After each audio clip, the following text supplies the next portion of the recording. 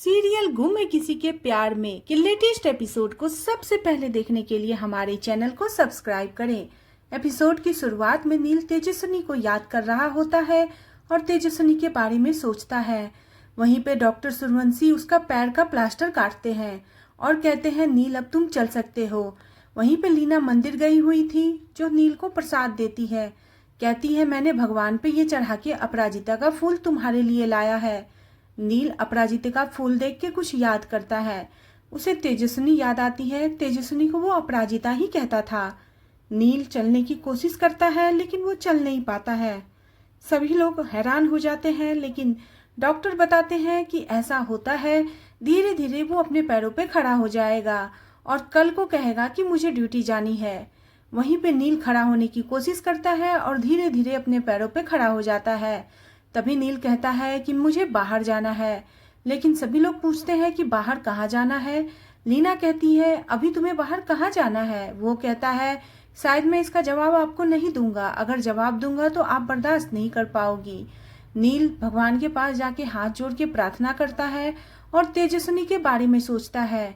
उसे तेजस्विनी याद आती है और वो तेजस्विनी के बारे में ये सोच रहा होता है कि तेजस्विनी को मैंने किस तरीके से शादी करके इस घर में लाया था और आज तेजस्विनी की बेइज्जती करके इन लोगों ने उसे घर से निकाला है।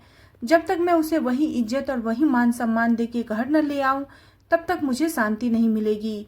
नील बाहर जाने लगता है। जीतू काका उसके पीछे जाते हैं। जीतू काका कहते हैं कि नील मुझे पता है तू कहाँ जा रहा है, मैं भी तेरे साथ चलूंगा। नील कहता है कि नहीं मैं चला जाऊंगा।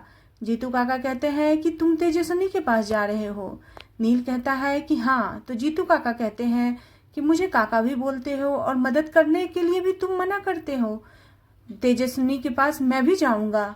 जीतू काका नील के साथ गाड़ी में बैठ जाते हैं और दोनों तेजस्विनी के घर के लिए निकल चलते हैं। जीतू काका नील को संभालते हुए वहां पहुंचाते हैं लेकिन वहां पे गेट पे ताला लगा हुआ रहता है। नील सोचता है कि ये लोग कहाँ चले गए। तभी पड़ोसी बताते हैं कि 2 दिन में ये लोग वापस आ जाएंगे, कहीं बाहर गए हुए थे। नील तेजस्विनी को फोन लगाता है लेकिन उसका फोन आउट ऑफ रीचेबल बताता है। तभी जीतू काका कहते हैं कि उसकी माँ को फोन लगा ले। नील कहता है कि मैं किस मुंह से उसे फोन लगाऊं। तभी नील की पैर गिट्टी पे पड़ जाती है और नील गिरने लगता है। तभी जीतू काका उसे संभालते हैं। इतने में एक लेडीज से नील टकराता है जो लेडीज और कोई नहीं बल्कि आईपीएस सवी होती है। वो एक गिरोह का पीछा करते हुए उस गली में आई होती है और एक बच्ची को ढूंढने का बहाना बना के उस गली में घूम रही होती है। वो गुंडे से जाके पूछती है कि आपने इस बच्ची को देखा है। वो साफ मना कर देता है कि नहीं मैंने इसे नहीं देखा है। लेकिन सभी को पूरा यकीन होता है कि यही वो गिरोह का आदमी है और वो उसका पीछा करती है जो एक फैक्ट्री की ओर जा रहा होता है। सभी उसका पीछा करके उस फैक्ट्री में जाती है और उसे पता चलता है कि सारे गिरोह के लोग यहीं पे हैं। तभी सभी अपना साड़ी हटाती है और पूरा वर्दी में सामने आती है। सभी एसीपी सभी बन चुकी है और वहां पे वो गुंडों के साथ मुकाबला करके बहुत सारी बच्चियों को छुड़ा के बाहर निकलती है। बहुत सारी बच्चियों को छुड़ाने के बाद सभी के दिल में एक तसल्ली होती है कि आज मैंने कुछ अच्छा काम किया। तभी उसके सीनियर आते हैं और वहां पे जितने भी पत्रकार होते हैं सबके सामने अपना बड़ाई करके अपना वाहवाही लूट के चले जाते हैं। सभी की कलीग जो होती है उसे ये बहुत बुरा लगता है। वो कहती है कि हर बार काम मैडम करती है और सारा श्रेय ये महादेव लेके चले जाते हैं। लेकिन सभी को इन सब बातों से कोई फर्क नहीं पड़ता। सभी कहती है कि मुझे इस बात से खुशी है कि मैंने सारी बच्चियों को बचा लिया है। तुम इस बात की परवाह मत करो, जिसको जो करना है करने दो, हमें अपने काम से मतलब रखना चाहिए। उसके बाद सभी बोलती है कि देखो मेरे घर से फोन आ रहा है। तो उसकी जूनियर बोलती है कि ये फोन आपकी बेटी सई का होगा। वो कहती है कि बिल्कुल भी नहीं, ये मेरी सास का फोन है।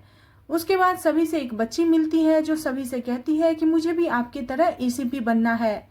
सभी उसे समझाती है कि खूब मन लगा के पढ़ाई करो, एक दिन तुम भी एसीपी बन जाओगी, क्योंकि बचपन में मैं भी इसी तरह सबसे बात किया करती थी। इधर सभी की सास हल्ला कर रही होती है कि आज अक्षय तृतीया है लेकिन आज भी मैडम अपने ड्यूटी में व्यस्त है, कैसे मैं घर का सारा काम करूंगी। तभी सभी की छोटी ननद रिद्धि उसके बेटे कियान के साथ हॉल में आती है और अपनी माँ से कहती है कि माँ, भाभी की नौकरी के पीछे क्यों पड़ी हुई रहती हो। जब देखो तब भाभी की ड्यूटी पे ही लगी रहती हो। इतने में सई भी आती है और सई अपनी दादी से कहती है, दादी मेरा फैंसी ड्रेस कंपटीशन है और मैं यही ड्रेस पहन के जाऊंगी। तब तक सभी भी आ जाती है। सभी अपने बच्चे कियान और सई को बहुत ज़्यादा प्यार करती है और सभी कहती है कि बिल्कुल तुम यही ड्रेस पहन के जाना, तुम पे बहुत अच्छा लग रहा है। लेकिन उसकी दादी उसे साफ मना करती है, कहती है बिल्कुल भी नहीं। एक तो तुम्हारी माँ ने नौकरी करके नाक में दम कर रखा है, तुम अपने पापा की तरह बिजनेस मत बनना। लेकिन सभी की दादी को सभी समझाती है कि बिल्कुल भी मम्मी जी ऐसी बात नहीं है। बच्चे अगर ड्रेस पहन रहे हैं तो ऐसा नहीं है कि वो आगे चल के भी यही बनेंगे। फैंसी ड्रेस कंपटीशन है और सही का मन है तो उसे पहनने दीजिए, ऐसा कुछ भी नहीं होता। लेकिन सभी की सास कहती है कि बिल्कुल भी नहीं, क्योंकि अभी के एज में जो बच्चे के सर पे भूत सवार होता है आगे चल के वो लोग वही करते हैं। सभी की सास कहती है अब तुम मेरे से बहस ही करते रहोगी कि जाके कुछ काम धंधा भी करोगी। इतने में तारा अपने पति के साथ आती है और अपनी माँ को कहती है कि मैं ये सोने का सिक्का लेके आई हूँ आज अक्षय तृतीया की पूजा के लिए। वो सिक्का ले लेती है लेकिन तारा पे गुस्साई हुई नजर से बोलती है कि थोड़ा सा शांत रहा कर। सभी अपने माँ सई के साथ किचन में रहती है और उसे सभी तैयारी करा रही होती है कंपटीशन की, जिसमें सभी उसे सिखा रही होती है, समझा रही होती है कि तुम्हें क्या बोलना है। तभी रजत का फोन आता है और रजत सभी से कहता है कि मम्मी तुम्हें बहुत सारी डांट दी होगी, लेकिन मम्मी के बात का बुरा मत मानना। तुम अपने काम पे अच्छे से जाना, अपनी ड्यूटी अच्छे से निभाना। तभी सभी सई को समझाती है कि हर औरत के पीछे एक मर्द का हाथ होता है, तभी औरत सफल बनती है। जैसे हर मर्द के पीछे एक सफल औरत का हाथ होता है तभी वो सफल बनता है, इसी तरह एक औरत के पीछे भी एक मर्द का हाथ होता है। सभी अपने बेटे के साथ खेल रही होती है, तभी रजत का फिर से कॉल आता है और उसे वो नाइट ड्यूटी की याद दिलाता है। लेकिन उसकी माँ काफी ज्यादा गुस्सा हो जाती है और कहती है बच्चा बीमार है, तुम्हें अभी भी ड्यूटी करनी है तो जाओ करो। सभी अपने ड्यूटी के लिए निकल जाती है रजत से बात करने के बाद और वो सब कुछ समझा के रजत को घर से चली जाती है।